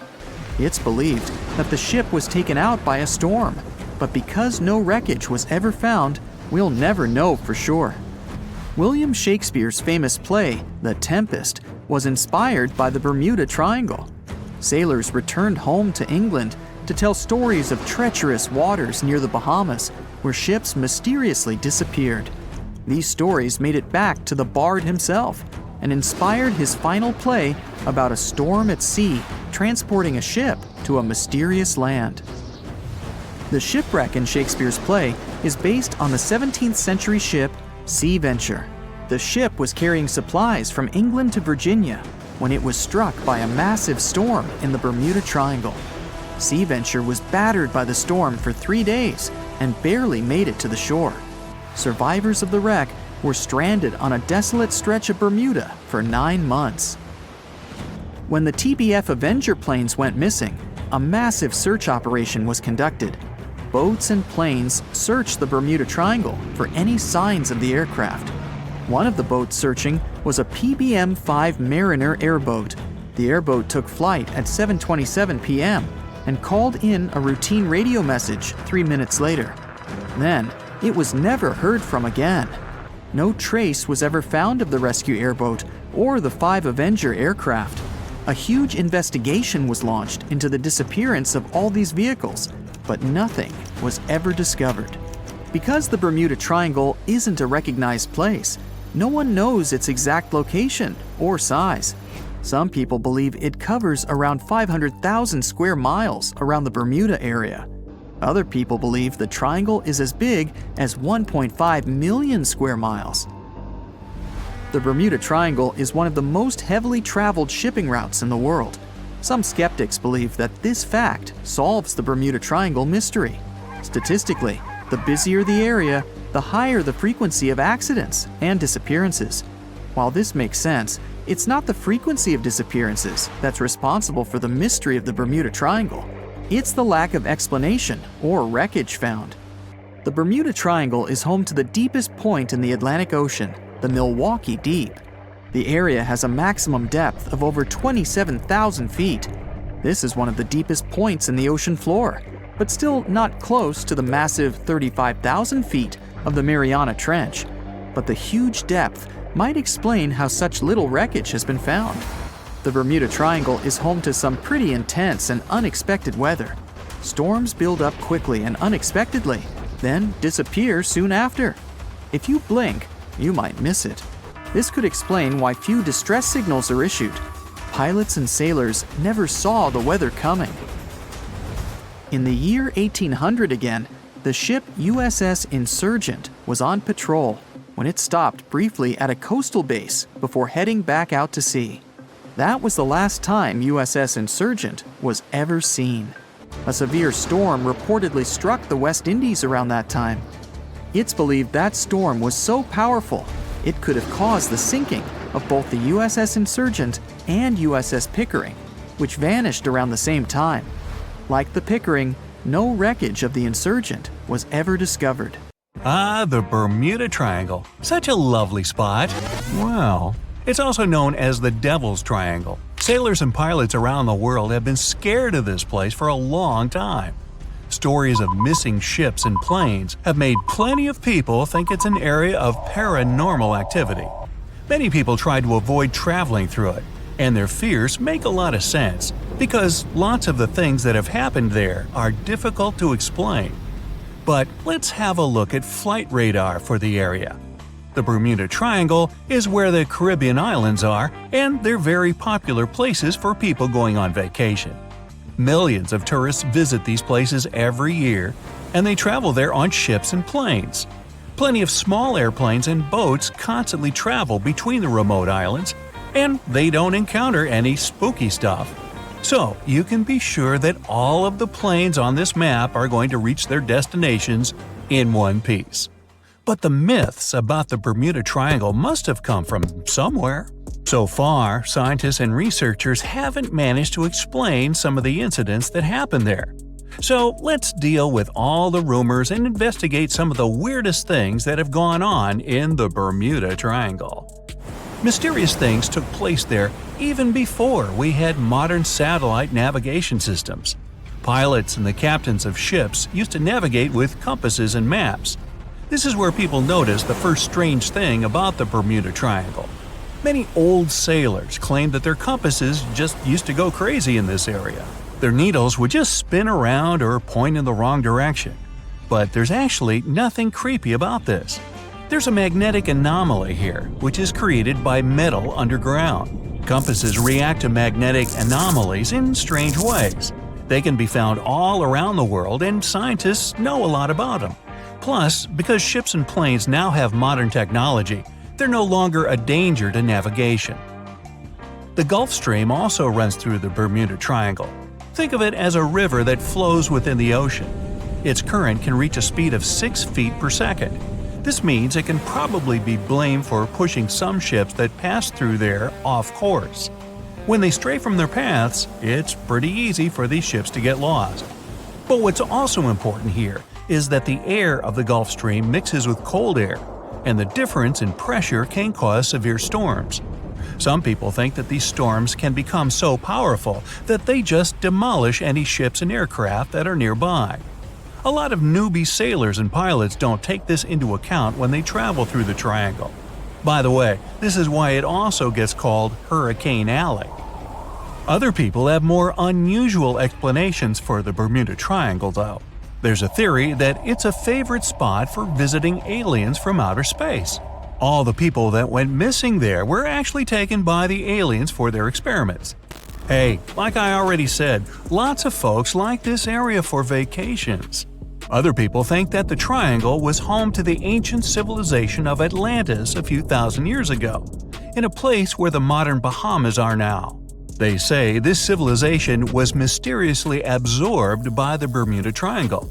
The theory is that the Triangle is basically a sort of portal to another dimension, and all the missing ships and planes were sucked into it. All these ideas are probably just myths, though. It's more likely that the tough weather conditions are what's really behind the mystery of the Bermuda Triangle, along with simple human mistakes.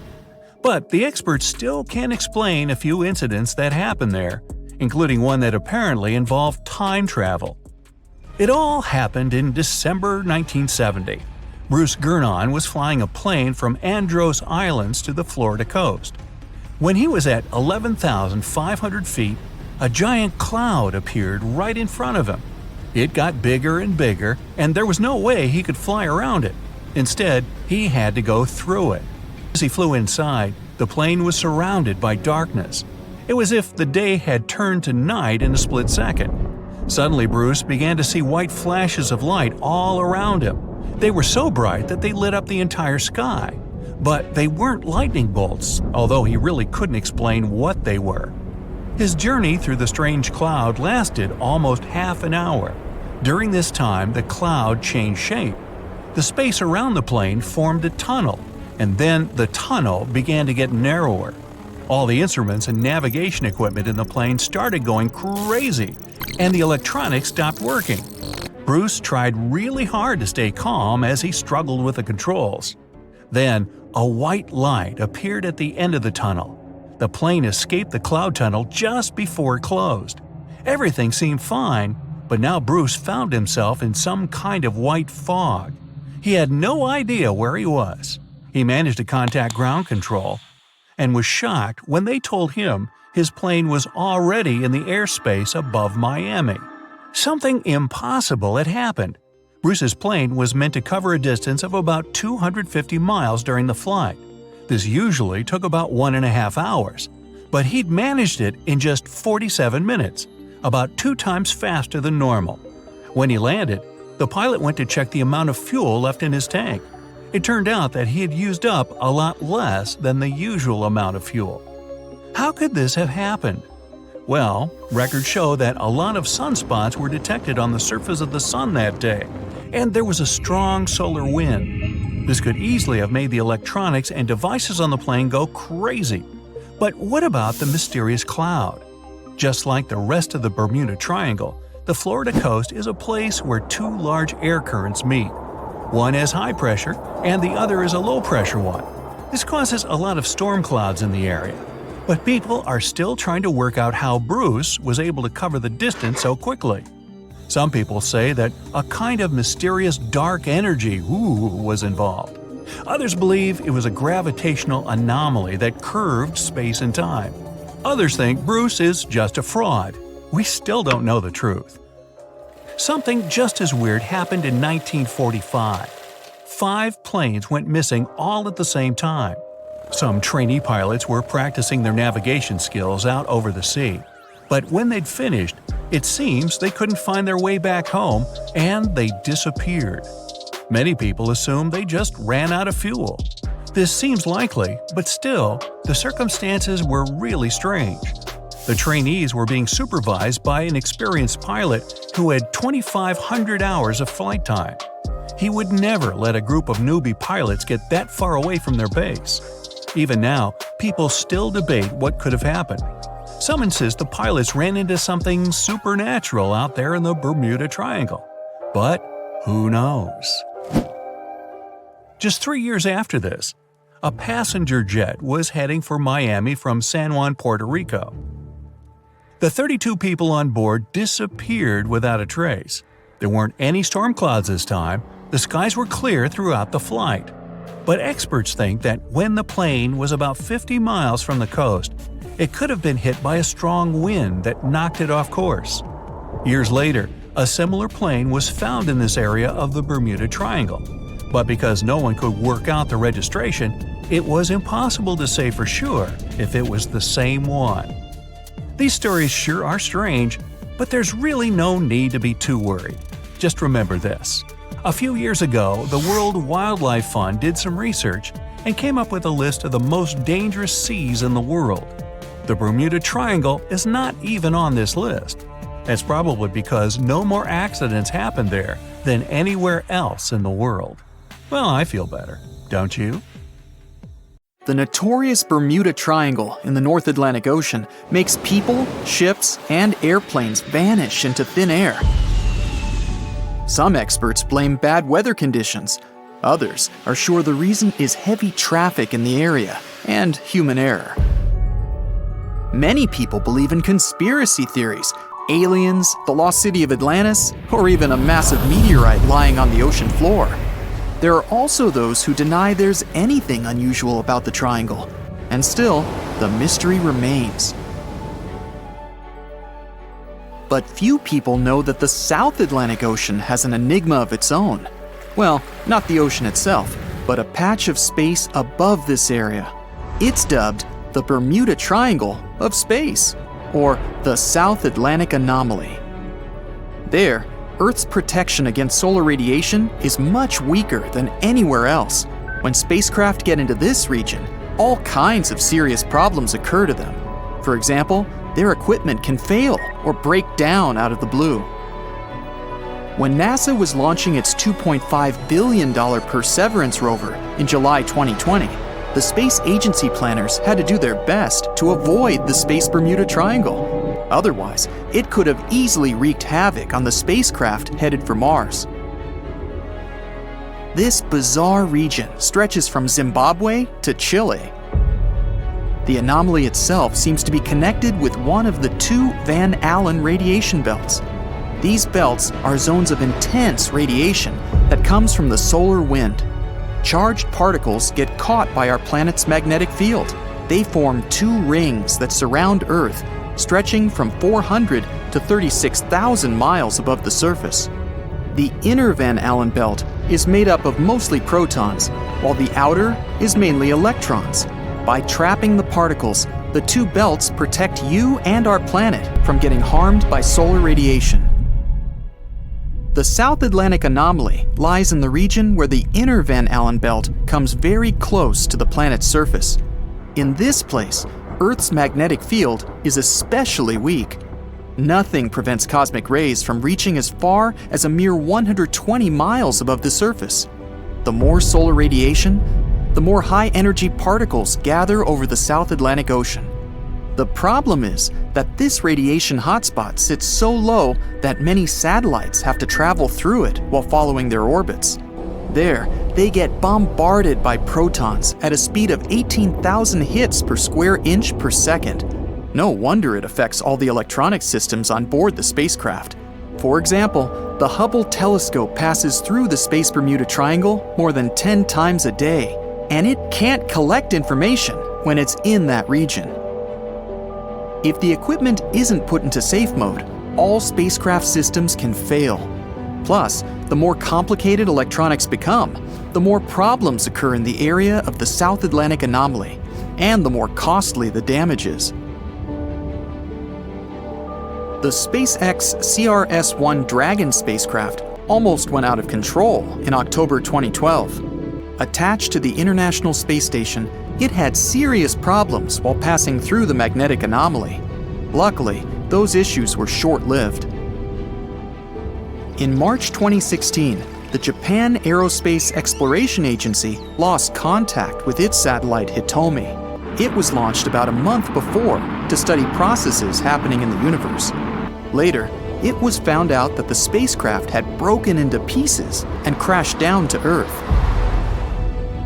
One of the motion sensors reported that the satellite was rotating, but in reality, it was stable. When the control system tried to prevent the unwanted and non-existent spin, the spacecraft fell to pieces.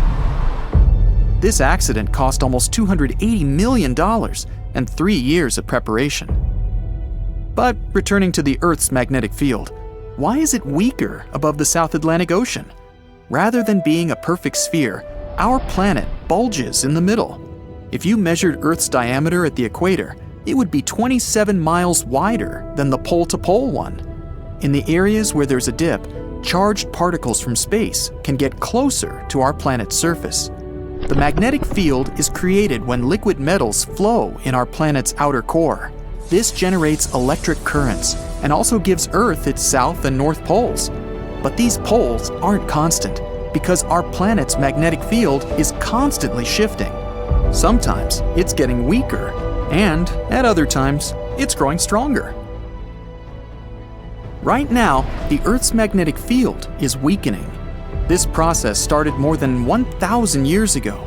Scientists don't deny that one day, Earth's magnetic poles might flip.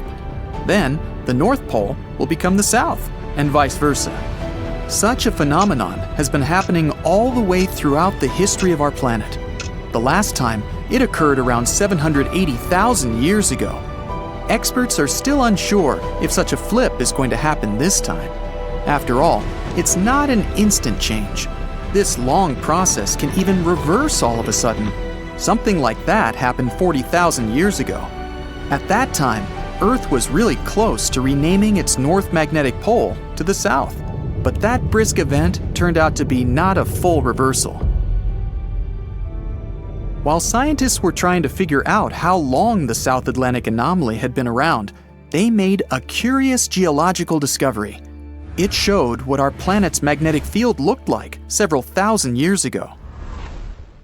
The Bantu people were a tribe of ancient Africans who lived about 1,000 years ago in the region of the Limpopo River Valley.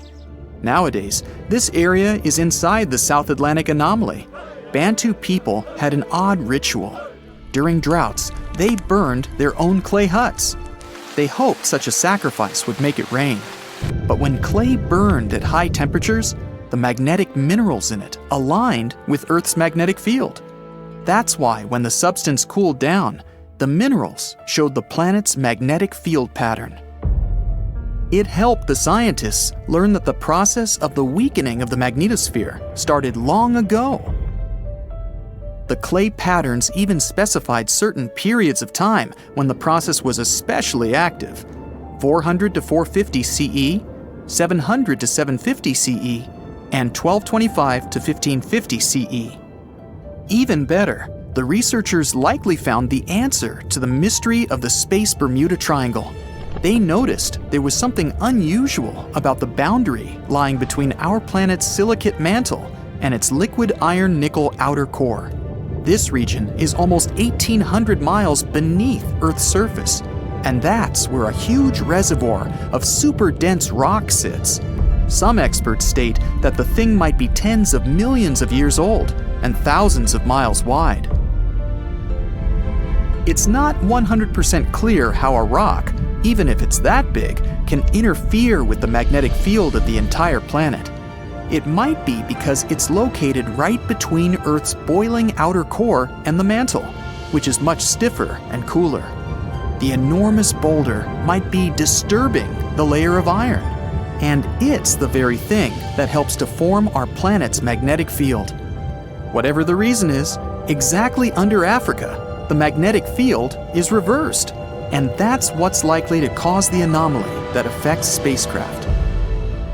At first, the scientists thought their discovery meant the magnetic field was about to flip again. If it was true, our planet would go through several catastrophic events. The continents would start to lurch in different directions. It would trigger catastrophic earthquakes, lead to the disappearance of many species, and provoke climate changes. Luckily, there's no evidence that the consequences of the pole reversal would be that bad. Even better, it might not happen at all. After more research, it became clear that the Bermuda Triangle of space isn't a sign of an upcoming pole reversal. The events taking place under the continent are more likely to be part of a bigger scale pattern. But the South Atlantic anomaly is scary enough on its own. If this area keeps growing, it'll cause problems not only in space, but also on Earth. Computers and other electronic equipment will fail or stop working altogether. Right now, the radiation is less intense in the lower layers of the anomaly than in its upper part. But over the past 150 years, the magnetic field in the region has lost more than 15% of its strength. It doesn't mean Earth will be left unprotected from the sun's radiation in the nearest future. Experts are sure this won't happen for at least another billion years. Plus, some kind of magnetic field always existed during the times of the magnetic pole's reversal, even though it was weaker and more complicated than the modern one.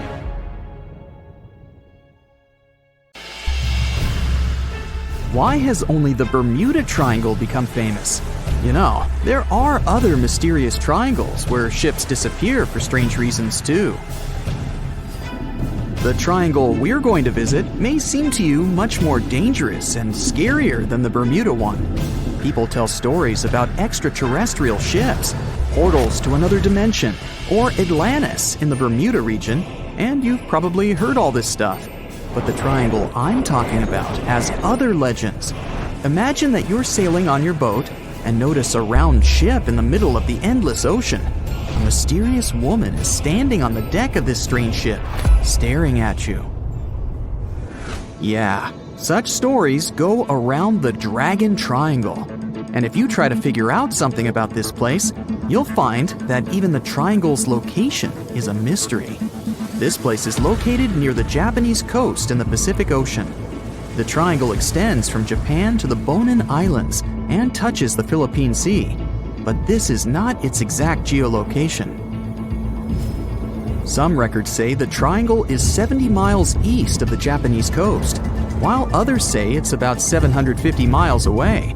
This difference in coordinates is because the region where the triangle is located is not marked on any maps. The exact dimensions of these waters are still unknown. The Dragon's Triangle is also called the Pacific Bermuda Triangle. It's like an evil twin brother of the latter, but it's older. The fact is that reports of strange disappearances of ships in this region appeared much earlier than reports about the Bermuda Triangle. For the first time, people found out about the mysterious power of this place back in the 13th century.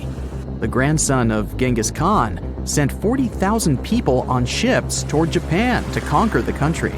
Their route passed through the Dragon's Triangle. However, these people didn't reach the shore because of typhoons in this zone, so all the ships sank. After this incident, Genghis Khan's grandson changed his mind about attacking the country. Immediately after that, people in Japan began to believe that this place had magical powers. In the modern world, divers and archaeologists have tried to decide whether this story is true. They've explored the bottom of the triangle and found artifacts from the sunken Mongolian fleet. A few centuries later, in the early 1800s, another story happened there. Sailors who traveled through the Dragon's Triangle saw a strange ship that looked similar to Japanese equipment for burning incense. There was only one person on board. It was a mysterious woman. However, no one could find out who she was. In the 1940s and 50s, reports about ships disappearing in the region of the Triangle began to arrive. Fishing boats and large ships went missing. Japan sent a research ship there to find out the cause of the disappearances.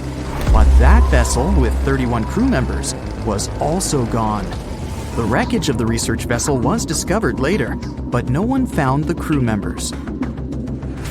People began to recall the legends about this place. According to one of the myths, dragons live under the surface of the ocean. They destroy ships and take people to satisfy their hunger. Such stories are thousands of years old. But over time, in addition to fairy tales, scientific hypotheses began to appear. Scientists have tried to find out what's so peculiar about this place. One suggested that cold and hot currents mix and then pass through areas that attract strong electromagnetic waves. And when these mixed hot and cold currents meet these waves, they form electromagnetic interference. Electronic equipment on ships begin to break down, and navigation devices fail. At this moment, a storm starts, and vessels become helpless. They can't send distress signals or determine their location. Another theory says that underwater volcanoes are at the bottom of the triangle. They spew hundreds of thousands of tons of magma, churn the waters, and create giant waves. Seismic activity often happens off the coast of Japan, so this theory is quite logical. Also, volcanic activity can explain ancient legends about underwater dragons. Besides, islands often appear and disappear in this region. When magma cools down underwater and creates layers, they move upward and form land. Then, during the next eruption, they collapse and go underwater. But some of them remain.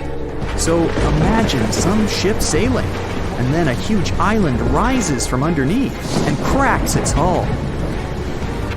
Perhaps methane hydrates destroy ships. These substances come out of the Earth's crust, form large bubbles in the water, then rise and explode. Such a giant bubble can damage a ship's hull or even destroy a vessel. Anyway, scientists don't know for sure the reason for the disappearance of boats yet. And in general, all those mysterious cases that have occurred in that place are most likely nothing more than legends. The Dragon and Bermuda Triangles are in the oceans, but how about a triangle in a lake? It's located between Michigan and Wisconsin, right inside Lake Michigan. In 1950, a plane with 108 passengers on board disappeared without a trace while flying over the lake.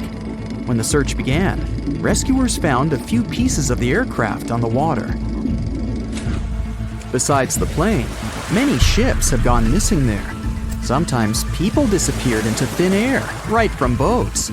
One such case happened in 1937. The ship was sailing through the Lake Michigan Triangle when Captain George Donner went to rest in his cabin. 3 hours later, one of the crew members knocked on the door to wake the captain, but no one answered. When it became clear that something was wrong, the sailor walked inside, but saw no one there. The captain seemed to have vanished. The crew couldn't find him. Until now, the disappearance of Captain George Donner remains an unexplained mystery. It may be all fiction, but the Lake Michigan Triangle is creepy. And how about a triangle that's on the ground? This is the Bennington Triangle. It's located in the southwestern part of Vermont, USA. This is a place you really should avoid. There are many scary stories around it. It's up to you to decide whether they're true or not. In November 1945, a group of hunters passed through this area. A 74-year-old man was walking ahead of the group, and right in front of several people's eyes, he made a step and disappeared. No one could find him. The hunters called rescuers, but they didn't help. In December of 1946, several students went camping. An 18-year-old girl led a large group. She walked a few feet forward to figure out where to go next and disappeared. The tourists called the police. Officers began searching the area, and the FBI joined them. They got some information from locals living in nearby towns. They said that some girl similar to the description had been walking with a man much older than her. The two of them left by car and were never seen again. Soon, a similar vehicle was found not far from New York. The car was burned, so the police and experts couldn't confirm that the missing girl was inside. 3 years later, a man disappeared on the territory of the Triangle. He was waiting for a bus at the last stop. When the bus arrived, he got inside, but didn't reach his destination. He didn't get off the bus and didn't appear anywhere else. The police couldn't find any trace of the missing man. But the most terrible case occurred in 1950. Near the Bennington Triangle, a woman was driving a truck with her young son. She stopped the car and left for a few minutes to drop by a store or gas station. But when she came back, there was no one in the car. The police were combing the area. In the search, they used sniffer dogs, which managed to get on the boy's trail. The dogs followed the path and stopped at one place in the forest. The trail ended there. And you know what that spot was? The place where that student girl disappeared in 1946. A bright flash on your left. Boom! Where did that lightning come from? Your plane shakes, your instruments stop working. A minute ago, the sky was clear and blue. Now, it's pitch black. Your senses go haywire. You don't understand which way is up or down. It's a strange feeling. You're beyond time and space. Lightning flashes from all directions. Clouds envelop your plane and swirl it into a vortex. You grip the controls and repeat to yourself, "I'll get out of this. I'll get out." Through the dark and thick clouds, you see a ray of light. It's your only chance. Your plane flies toward the light like a moth to a flame, and whoosh! You break out of the terrible whirlwind. Your instruments are back to normal, the plane's no longer shaking, you're safe. That's how pilots who faced the Bermuda Triangle anomaly describe their experiences, well, at least on TV shows. The huge chunk of ocean between Miami, Bermuda, and Puerto Rico remain the planet's most mysterious area. But it's not alone. Alaska has its own triangle. Since the late 80s, 16,000 people have disappeared there. Eyewitnesses to the Bermuda Triangle anomaly talk about thick fog, lightning, balls of light, and hallucinations. In Alaska, everything's a bit more complicated. People, planes, ships, they just disappear without a trace. There's no one around to tell us what it felt like. In 1950, a plane took off from Anchorage, Alaska, headed for Great Falls in Montana. It was carrying 8 crew members and 36 passengers. 2 hours after the start of the flight, the captain radioed in that everything was fine. Then, silence. The 100-foot-long plane seemed to evaporate into thin air. 85 aircraft and around 7,000 people searched for the plane. No trace. Not even a screw, bolt, nothing. That plane mystery made the Alaskan Triangle famous. If you look on a map, it's a wild and mostly unpopulated zone that passes near Anchorage, Barrow, and Juneau.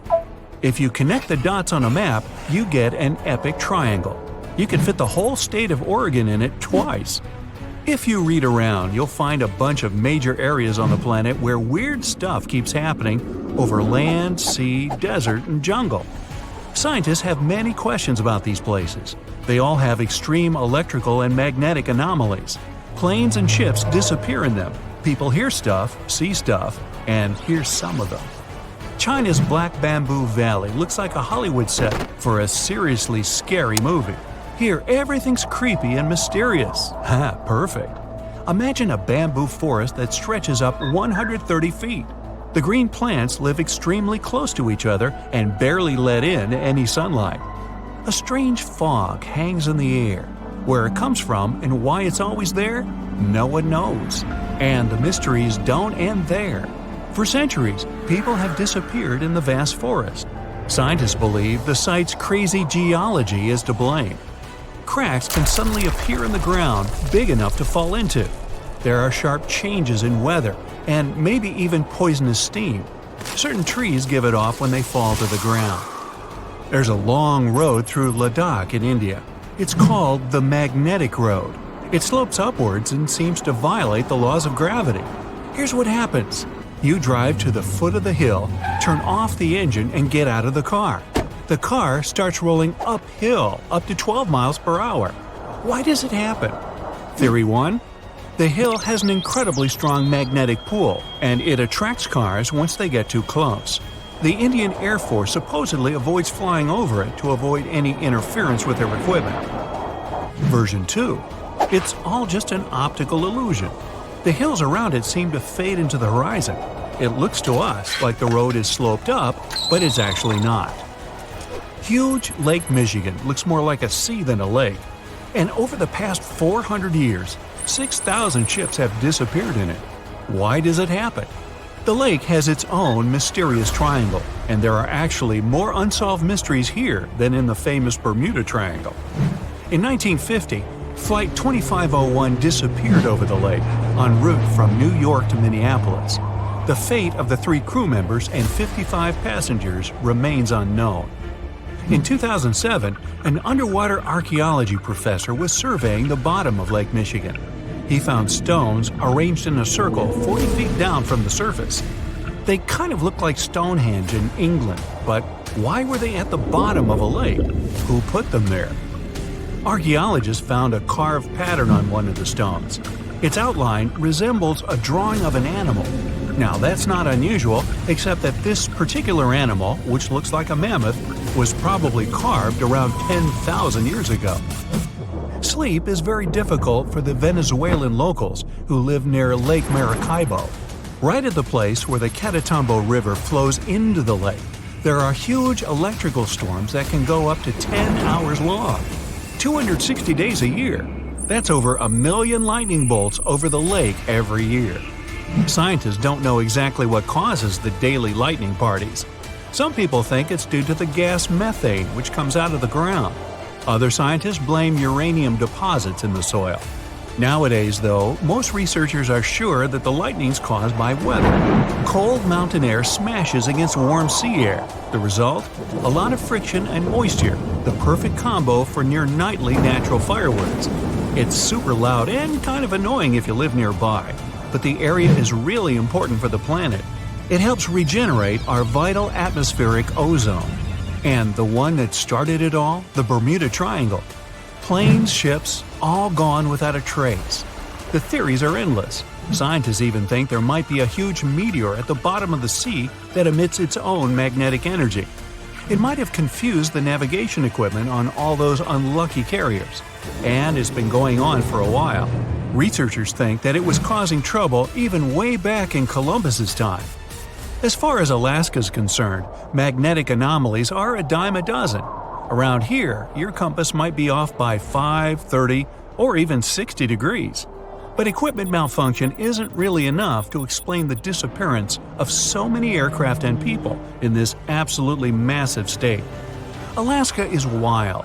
High mountains, never-ending forests, snow in the winter, and some serious heat in the summer. There are 3 million lakes, 12,000 rivers, and around 100,000 glaciers. There's only one person per square mile. California has over 250. You could walk for days, weeks, even months without seeing anyone, except maybe a bear or two. And the days and nights can be really confusing this far north. Tourists from all over the world dream of coming to Alaska to see the planet as it was before. No concrete jungle, no endless roads, warehouses, and cornfields. But this isn't just a beautiful place. It's also an incredibly dangerous place. You can get lost in the forest, run out of food, get soaked to the bone, lose your compass or GPS. In the harsh conditions of Alaska, danger's always just around the corner. Most vacationers just aren't prepared for that. 80% of the state's communities aren't connected to the road system. Back in the Wild West, horses carried people, products, and information. In Alaska, it's all about planes. Alaska has 9,000 aircraft and 8,000 pilots, and counting. That's more than 1 out of every 100 Alaskans. Sudden weather changes, frequent and wild rain, snowstorms, and fog. Not a great recipe for a smooth flight. The wings on Alaskan planes can get covered with ice. The fog can hide the snowy mountaintops, and strong gusts of wind can knock a tiny plane way off course. That's what those pilots have to deal with every time they take off. So, that plane that disappeared? Investigators believe that the Douglas C-54 Skymaster disappeared due to bad weather, and any debris was covered with snow or fell into a lake. 5% of Alaska is covered in glaciers, and there are loads of cracks in them, some big enough to fit a person, a few people, or even a whole airplane.